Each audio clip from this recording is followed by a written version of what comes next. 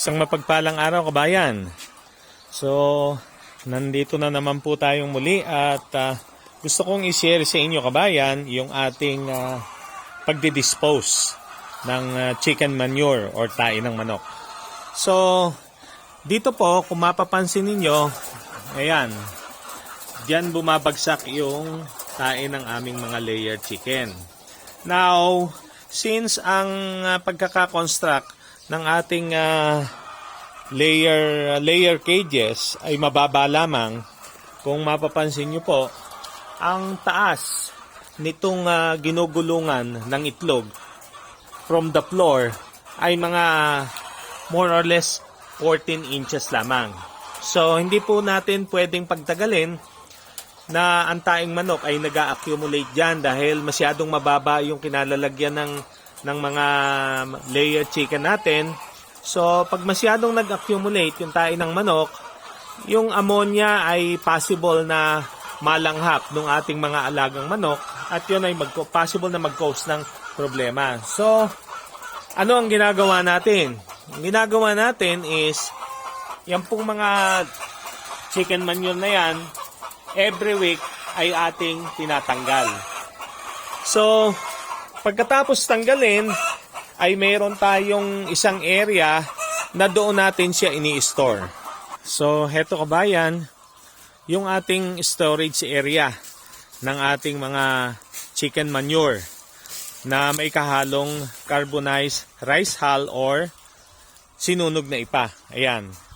So, pagka ito ay natuyo na, kamukha nito, ito ay talagang totally dried. Siguro mga ano na to, mga isang taon na halos na naka-store dito. Then, pag dumating yung mga ganitong panahon, summer, so sila ay tuyong-tuyo. So, inilalagay natin sila sa sako. Ayan, yan. Inilalagay natin ngayon yan. And then later, tatalian yan at dadalhin doon sa storage area. So, heto yung isang storage area natin ng chicken manure. Ayan, no? Para siyang isang maliit na may bubong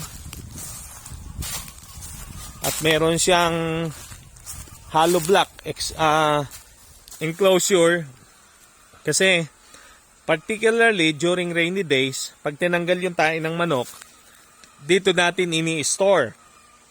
Now, pagka yan ay napuno, ilalabas natin dito. Ayan, no?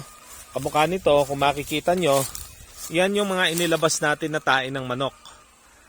So, pagka yan ay natuyo, pagka ganitong summer, sinasamantala namin yung ganitong pagkakataon, pagdating ng summer, so naaarawan, hindi siya nababasa. Pagka yan ay natuyo, ay saka natin isinasako. Ayan, kamukha nga nito. Ayan, no? So, pagka yan ay na-empty na at nabasyo, so, dadating na naman ang rainy days or tag-ulan. So, yung mga naging empty na lagayan natin ng tae ng manok na yan, ito na muli yung ating paglalagyan. Ayan, no? Na-empty na yan dahil kinuha na natin yung mga natuyo na chicken manure. So, yung mga na ilagay natin sa sako, ito, tinatalian at dito natin siya ini-stack. So, yan kasi ang isang magandang property ng chicken manure o yung tae ng manok. Lalo na nga dito sa amin ay naglalagay kami ng carbonized rice hull o sinunog na ipa.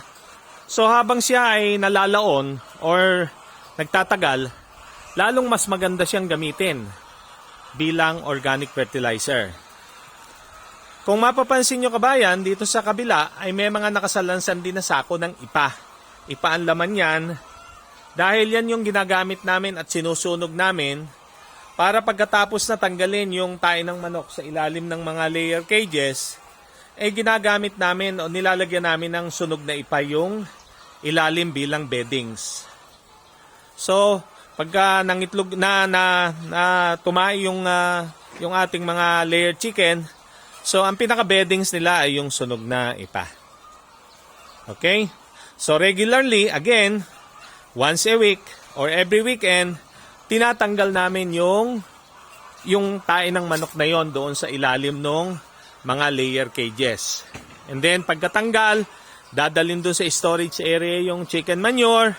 And then yung ilalim ng cages na pinagtanggalan ng pupo ay lalagyan naman uli ng carbonized rice hull or bedding. So, ganun lang siya. Paulit-ulit lang.